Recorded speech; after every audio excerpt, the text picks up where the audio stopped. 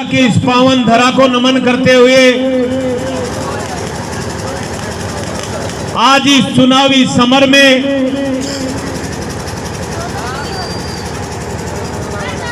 मेरे साथ चल रहे सम्मानीय सूबेदार ओंकार जी, इंद्राज जी, रमतार जी और सभी परम आदरणीय सम्मानीय बुजुर्गों, नौजवान साथियों, ग्राम मलपुरा के परम आदरणीय सम्मानीय बुजुर्गों, नौजवान साथियों और जहां तक मेरी आवाज जा रही है मेरी मातृशक्ति,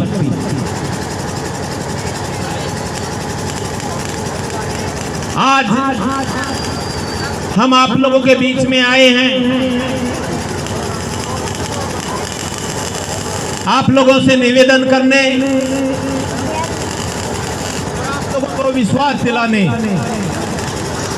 कि आने वाली 7 तारीख को अगर आप लोगों ने के निशान के सामने वाला बटन दबाकर मुझे विजय श्री प्राप्त कराई तो मैं विश्वास दिलाता हूं कि सदैव इस गांव के लिए मैं तत्पर रहूंगा और जो लोग आप लोग आदेश करोगे उस आदेश की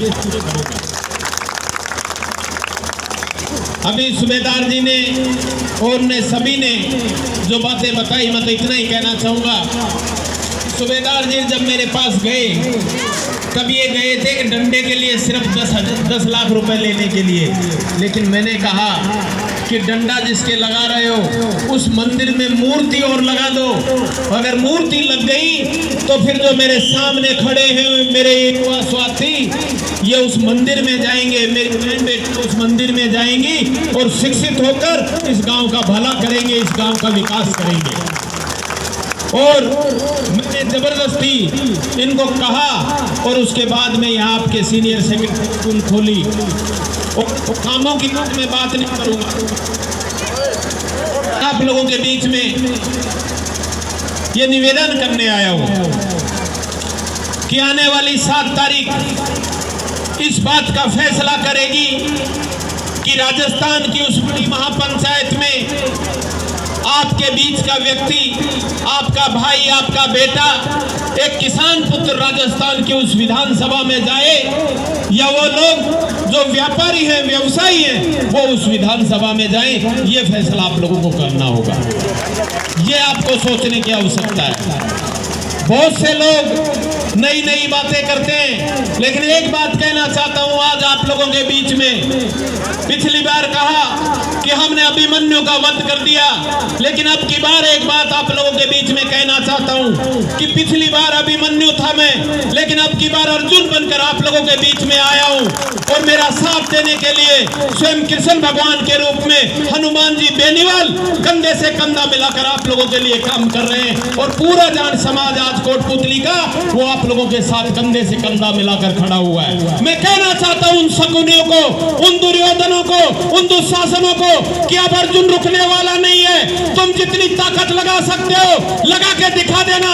7 तारीख को इस कोटपुतली के अंदर ये फिर से राजस्थान की विधानसभा में जाएगा और मेरे किसानों के लिए आवाज उठाऊंगा और आप लोगों को न्याय दिलाने की बात करूंगा। मैं कहना चाहता हूं शकुनियों कितने भी पासे फेंक लो, अगर जब धर्मराज हारे उस वक्त उनके साथ कृष्ण भगवान नहीं थे, लेकिन अब रामस्वरूप कसाना के साथ हनुमान बेनीवाल खड़ा हुआ है और उनके मंसूबे के ऊपर मैं पानी फेरते हुए राजस्थान की विधानसभा में जाकर आपके लिए आवाज उठाऊंगा। बहुत से लोग पता नहीं क्या क्या कहते हैं, कई को तो मंच नहीं मिलता, अगर मंच नहीं मिलता तो मन में आए जहां माइक मिल जाए, माइक मिलने के बाद में वो पता नहीं क्या क्या बातें करते हैं। आज आप लोगों के बीच में कहना चाहूंगा, आपके यहाँ सरपंच बैठा हुआ है, इसको पूछ लीजिएगा। पहला व्यक्ति रामस्वरूप कसाना था।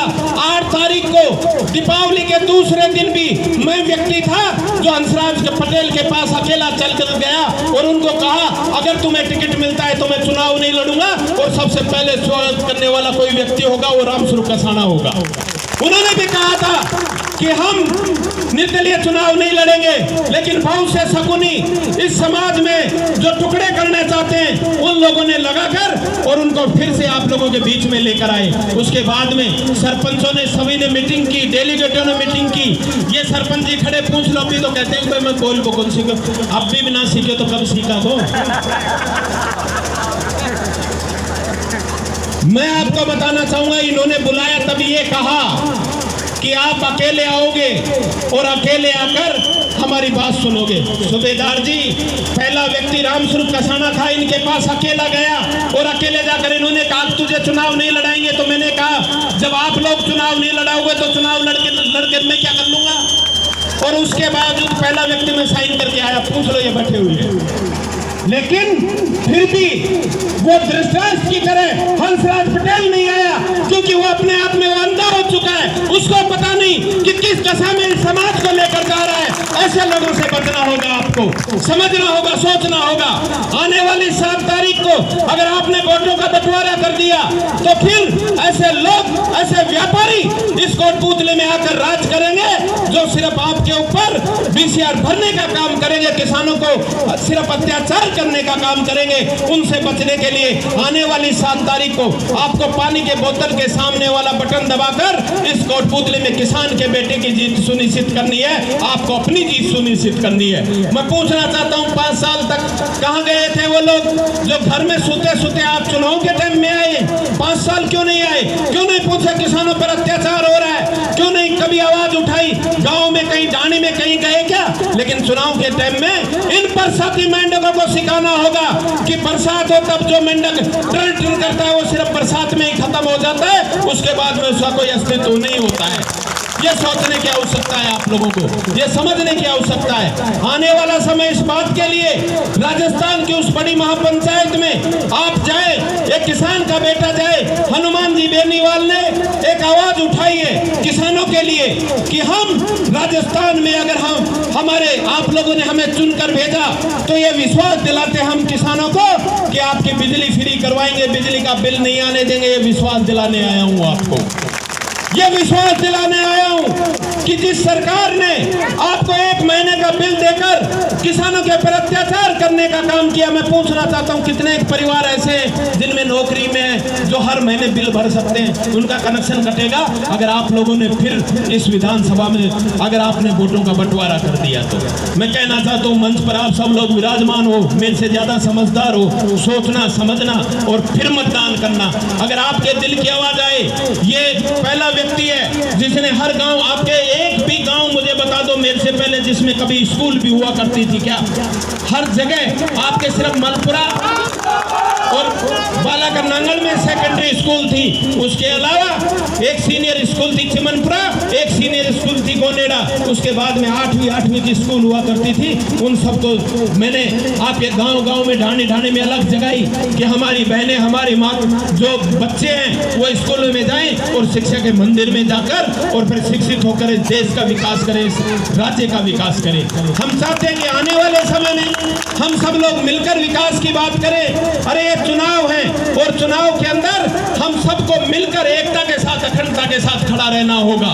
और आप सब लोगों ने देख लिया कि आने वाला समय किस रूप में करवट ले रहा है। मैं तो आज फिर आप लोगों से एक निवेदन और करने आया हूं कि हनुमान जी बेनीवाल 28 तारीख को कोटपुतली में आ रहे हैं। सभी युवा साथियों से भी निवेदन करना चाहूंगा कि 28 तारीख को कोटपुतली में कॉलेज में ज्यादा से ज्यादा मोटरसाइकिल लेकर आए और हनुमान जी बेनीवाल को यह विश्वास दिलाए कि ये कोटपुतली की सीट उनकी झोली में डाल रहे हैं और वो किसानों के लिए लड़ाई लड़े।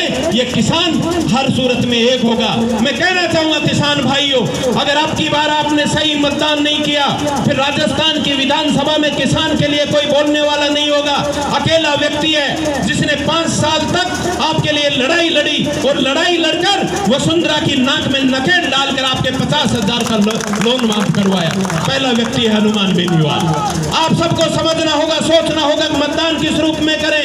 अरे मैं तो ये कहना चाहता हूं कि आने वाले समय में अगर आप लोग किसानों की बात करते हो, अरे मैं तो ये पूछना चाहता हूं अगर यहाँ फैक्ट्रियां हैं उनमें जाकर देखिए, इस स्थिति क्या है आप लोग सोच सकते हो। मैं युवा साथियों विश्वास दिलाने आया हूं, और ये विश्वास दिलाने आया हूं आपको कि आपको जयपुर दिल्ली नहीं जाना पड़ेगा। अगर ये आपका भाई, ये आपका बेटा राजस्थान की उस बड़ी महापंचायत में गया तो ये विश्वास दिलाता है कि 60% आपको यहाँ लगाएंगे तभी फैक्ट्रियां चलेंगी, वरना फैक्ट्री नहीं चलेगी। ये विश्वास दिलाने आया हूं। हमारे यहाँ के लोकल कोई नहीं लगाने की बात करते हैं तो उनकी फैक्ट्री नहीं चलेगी। ये विश्वास दिलाने आपको वैकेंसियां मिलेगी, आपको यहाँ नौकरी मिलेगी। और एक बात और कहने आया हूँ आज आप लोगों के बीच में। बहुत से लोग पता नहीं क्या क्या प्रचार करते हैं, लेकिन आज मैं प्रचार करने आया हूँ किसानों का। ये तुम्हारे हक की लड़ाई है। आजादी के बाद पहली बार इस देश के अंदर, अपने राजस्थान के अंदर किसान की लड़ाई लेकर कोई खड़ा हुआ है तो वो हनुमान बेनीवाल, और उसको साथ देना होगा, उसको विजय बनाना होगा हमें, क्योंकि किसानों की लड़ाई लड़ रहा है। कब जागोगे आप? सीकर में गए, कहीं भी चले जाओ, हर जगह आज आपके लड़ाई उसने लड़ी, और अब कोटपुतली में आ रहे हैं। तो आप सब लोगों से निवेदन है कि 28 तारीख को ज्यादा से ज्यादा संख्या में आए। हो सकता है हर जगह मैं साधन नहीं भेज पाऊं, आप लोगों के लिए व्यवस्था भी नहीं कर पाऊं, लेकिन आप लोगों से निवेदन है कि अपने जो भी साधन मिले उन साधनों को लेकर 28 तारीख को कोटपुतली पहुंचे। ये भी निवेदन आप लोगों के बीच में करना चाहता हूं। मैं कहना चाहता हूं जो छत के ऊपर मेरी माताएं बहनें खड़ी हुई हैं, आप लोगों के लिए मैं पूछना चाहता हूं, जो मेरी बेटियां यहाँ खड़ी हुई है, 5 साल के इस कार्यकाल में कभी एक भी स्कूटी आपके गांव में आई क्या? एक भी स्कूटी आपने देखी क्या? क्योंकि आपके लिए लड़ाई लड़ने वाला वो किसान का बेटा उस राजस्थान की विधानसभा में नहीं बैठा। जब राजस्थान की विधानसभा में बैठा था तो मैं कहना चाहूंगा कि आपके लिए इस कोटपुतली में पूरे राजस्थान से ज्यादा स्कूटियां वितरण कराई, ताकि आपको शिक्षा मिल सके और आपको आगे बढ़ने के लिए प्रेरणा मिल सके। हम सब लोग मिलकर काम कर रहे हैं। आने वाले समय में आप सब लोगों ने देख लिया।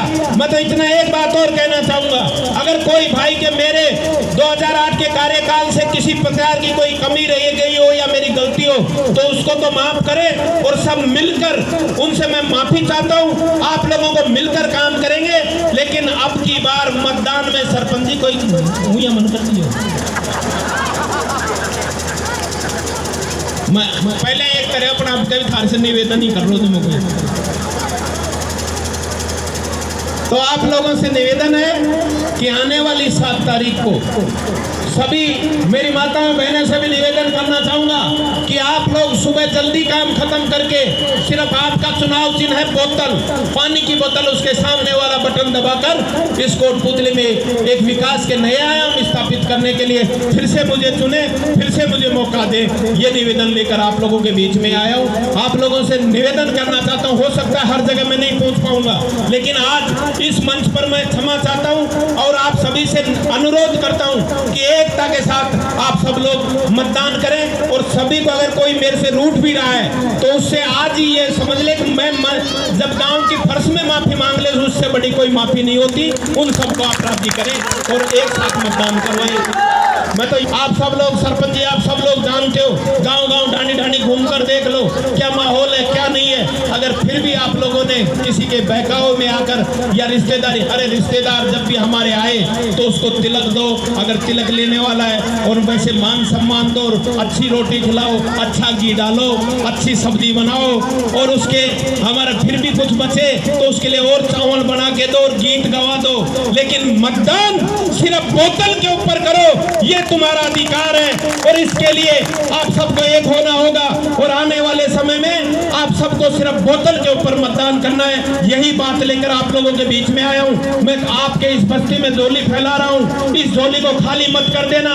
11 तारीख को कहीं आप लोगों को बस पछताना नहीं पड़े कि अगर 100-200 वोट और डाल दिए होते तो आज हमारा बेटा राजस्थान की उस बड़ी महापंचायत में खड़ा होकर हमारे किसानों के लिए लड़ाई लड़ रहा होता। मैं तो इतना ही कहना चाहता हूँ साथियों, आप सब एकता के साथ आप सच्चे को चुने, विकास को चुने और कोटपुतली के लिए एक दमदार नेता को चुने।